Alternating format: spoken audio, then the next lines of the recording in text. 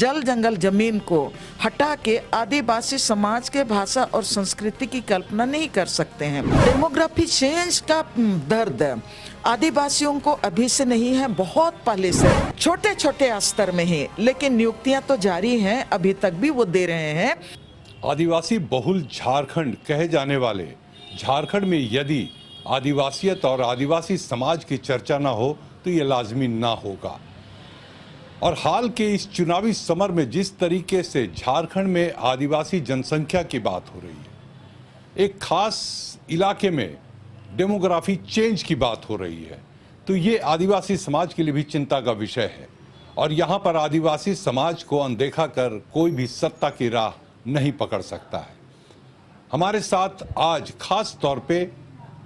इन्हीं सब मुद्दों पर बात करने के लिए बहुत बड़ी सामाजिक कार्यकर्ता हैं जिनका नाम है दयामनी बारला। जी हाँ, नाम से आप वाकिफ होंगे। दयामनी जी, आपका बहुत स्वागत है। लेकिन जानना चाहूँगा कि झारखंड की डेमोग्राफी को बदलने की बात चल रही है, एक चेंज महसूस कर रहे हैं और ये राजनीतिक मुद्दा है। आप किस तरह से देखती हैं आदिवासी समाज को, आदिवासियों की घटती जनसंख्या को और आदिवासियों को मिलने वाले लाभ और सुविधाओं को? सबसे पहले मैं आपको धन्यवाद देना चाहती हूँ, आपके चैनल समाचार प्लस को मैं धन्यवाद देना चाहती हूँ कि अभी जब विधानसभा चुनाव सामने हैं और ऐसे समय में जो आदिवासी मुद्दे, जो ज्वलंत मुद्दे हैं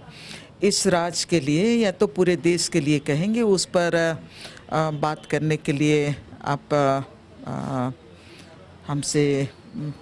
कर रहे हैं। एक तो जहाँ तक आदिवासी सवाल है और आदिवासियों का अस्तित्व का सवाल है, और उस अस्तित्व के सवाल में हम सिर्फ जनसंख्या को केवल नहीं देख सकते हैं। आदिवासी अस्तित्व के सवाल को लेके हम उनके जल जंगल ज़मीन पर उनके जो परंपरागत अधिकार और उनके जो जीवन शैली और उनके जो भाषा संस्कृति जो जल जंगल ज़मीन से जुड़ा हुआ है, उस पूरे समग्रता को हम एक में जोड़ के हम देखते हैं। और निश्चित रूप से एक तरफ हम इतिहास में जाएंगे तो आदिवासी का इतिहास बहुत गौरवशाली इतिहास रहा है। आदिवासियों का भाषा और संस्कृति जल जंगल ज़मीन के साथ जुड़ा हुआ है, वो एक दूसरे से अलग नहीं हो सकता है। और आदिवासियों का जंगल और ज़मीन के साथ उनका जो जुड़ाव है वो ऐसा जुड़ाव है कि हम आदिवासियों को जल जंगल ज़मीन से हटा के सिर्फ आदिवासी अस्तित्व की कल्पना नहीं कर सकते हैं, और उसी तरह से जल जंगल ज़मीन को हटा के आदिवासी समाज के भाषा और संस्कृति की कल्पना नहीं कर सकते हैं। और इस ये से अब जब झारखंड में विकास की बात होती है तो लंबे समय से आदिवासी समाज हमेशा ये देखता है कि विकास बनाम विस्थापन, एक तरफ विकास है तो दूसरे तरफ विस्थापन है, यानी जल जंगल ज़मीन से उजड़ने का खतरा है। और उसके साथ सिर्फ जल जंगल ज़मीन से उजड़ने का खतरा नहीं है, लेकिन उसके साथ पूरा जीवन शैली और उसके साथ भाषा और संस्कृति भी खतरे में पड़ जाता है। तो अभी जो लेकिन दयामनी जी, आपने बहुत बड़ी बात कही इन्होंने कि विस्थापन आदिवासी समाज की एक मूल समस्या है, साथ में पलायन भी है, कुपोषण भी है, भूखमरी भी है, बेरोजगारी भी है। लेकिन हम दयामनी जी आपसे जानना चाहेंगे, तात्कालिक जो चर्चा का विषय है, हेमंत सोरेन की सरकार, आदिवासी मुख्यमंत्री, उनके नेतृत्व की सरकार चली और 5 सालों में क्या लगता है झारखंड के आदिवासी समाज को क्या कुछ मिला या क्या कुछ नहीं मिला? एक तो मैं उसको पूरा कर देती हूँ कि जहाँ पर डेमोग्राफी चेंज की बात है तो डेमोग्राफी चेंज का दर्द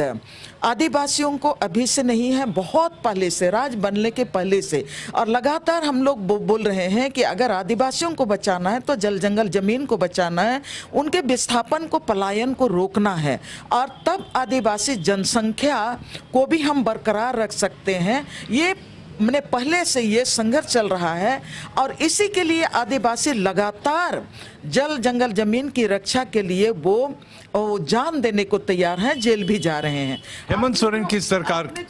आपने जो सवाल किया कि वर्तमान में जो हेमंत सोरेन की सरकार ने क्या दिया और क्या नहीं दिया, ये बड़ा सवाल है। ये बड़ा सवाल इसलिए बनता है कि पहली बार अलग राज बनने के बाद सारे लोगों ने 2019 में जो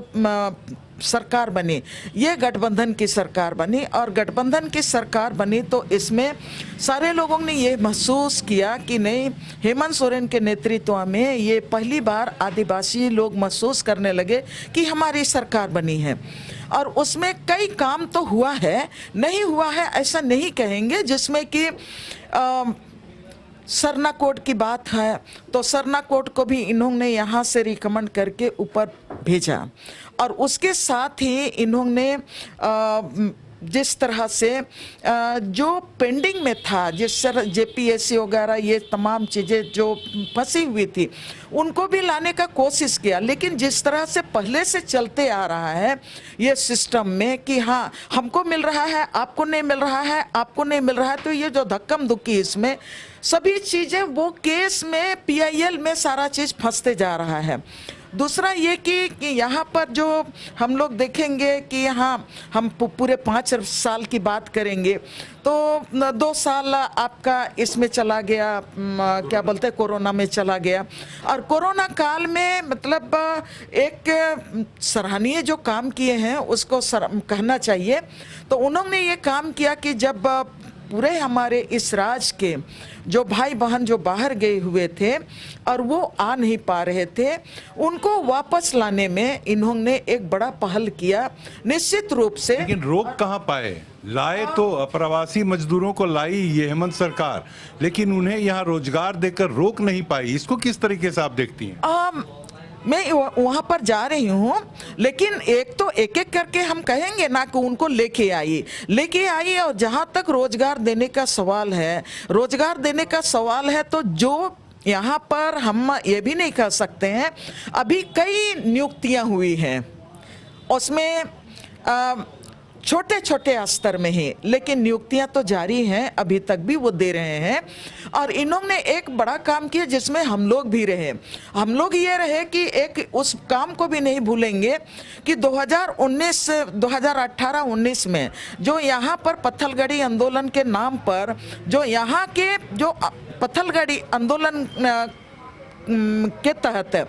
जो 10,000 लोगों के ऊपर में जो देशद्रोह का केस हुआ था और 250 ग्राम प्रधानों के ऊपर में देशद्रोह की केस था, उसको जिसमें कि लोग जेल में भी गए और जेल में हर तरह की यातनाएं लोगों ने सहा, अपना धन बल को भी उन्होंने गिरवी रखा जेल से बाहर निकलने के लिए केस लड़ते हुए। उसको उन्होंने पहला कैबिनेट में ही उनको कहा कि नहीं, जो देशद्रोह का केस हुआ है सीएनटी एक्ट के साथ पत्थलगड़ी आंदोलन के तमाम जो देशद्रोह के केस हैं उसको मैं वापस ले रहा हूँ, और सही मायने में उन्होंने वापस लिया। अब जहाँ तक रोजगार की बात है तो रोजगार के लिए अभी जो एक तो अबुआ आवास की बात की उन्होंने, अबुआ आवास में भी उन्होंने, हम नहीं कहेंगे कि नहीं बिल्कुल नहीं काम किया, उन्होंने बहुत कोशिश किया। लगातार आप हेमंत सोरेन की सरकार और उसकी उपलब्धियों की चर्चा कर रहे हैं दयामनी बारला, लेकिन दयामनी बारला से जानना चाहूँगा कि आपने भी कहा महसूस कर रहे हैं, इसी कालखंड में इसी परिवेश में आप भी जी रही हैं, हम भी जी रहे हैं, झारखंड के आदिवासियों का क्या मूड है इस बार? क्या बदलाव या फिर से हेमंत सरकार? देखिए, इसमें एक मैंने हम लोगों को खुल के बात करनी चाहिए। बहुत सारे ये मुद्दे हैं और विशेष करके जल जंगल जमीन के सवाल हैं, और जिस तरह से लैंड बैंक बनाया गया 2018-19 में, सबको जानते हैं कि इनके सरकार के नेतृत्व में लैंड बैंक बना, और ये पूरी तरह से सीएनटी एक्ट, एसपीटी एक्ट और ये 5वीं अनुसूची का वायलेशन करते हुए ये लैंड बैंक बना है। और उसको आप स्टडी करके देखेंगे तो है हैरान रहेंगे कि आप पूरे उस समय तो 2016-17 में कहा गया था, तो तत्कालीन राज्य सरकार कहा था कि हम 21 लाख एकड़ हम कारपोरेट घराने के लिए जहां वो जमीन चाहेंगे वहां पर हम दे रहे हैं। लेकिन आप उसको स्टडी करके देखेंगे तो झारखंड की आधा से अधिक जमीन जो समाज की, जो सामुदायिक जमीन है, आपका सरना है, मसना है, हड़गड़ी है, और जितना भी हमारा खतियान पार्ट 2 में जो जमीन है, समाज की जो सामुदायिक जमीन है, या तो हम कहेंगे कि CNT एक्ट में जो समाज की सामुदायिक जमीन है कोई एक व्यक्ति के नाम से नहीं है, वो तमाम जमीन को एक एक प्लॉट सिलेक्ट करके भूमि बैंक में डाल दिया गया है। और आज की तारीख में वो पूरी तरह से गांव-गांव तक मैंने उसी के तहत में ये भूमि बैंक के द्वारा वो जमीन को सुदूर गांव तक भी मैंने वो जमीन को दूसरों को देने का काम हो रहा है, जिससे कि आप पूरी तरह से देखेंगे कि झारखंड आज के बाद अगर ये कानून ये खारिज नहीं होता है लैंड बैंक और उससे रोका नहीं जाता है तो आने वाले समय में पूरे झारखंड के आदिवासी खत्म हो जाएंगे। तो लोगों के पास जल जंगल जमीन के अलावा यहाँ पर और कोई दूसरा चीज नहीं है। तो जल जंगल जमीन और यहाँ का नौकरी पेशा के साथ यहाँ का पलायन को रोकना, विस्थापन को रोकना और उनके जो संवैधानिक अधिकार हैं उनको संरक्षित करना मुख्य मुद्दा है। जी बिल्कुल, आपने बहुत गौर से सुना होगा दयामणि बारला जी को। बहुत जमीन से जुड़ी कार्यकर्ता रही हैं और हमेशा आदिवासी हितों के लिए और नहीं तो पूरे झारखंड के लिए लड़ाई लड़ती रही हैं। वाकई में जल जंगल जमीन हमारी संपत्ति है, हमारा धरोहर है, हमें इसे संरक्षित करना चाहिए और सरकार को भी ये समझना चाहिए, चाहे जिसकी भी सरकार हो, कि झारखंड आखिर कैसे बचेगा, झारखंड विकास कैसे करेगा। हमारा ये मुद्दा इस चुनाव में भी हो तो बेहतर हो।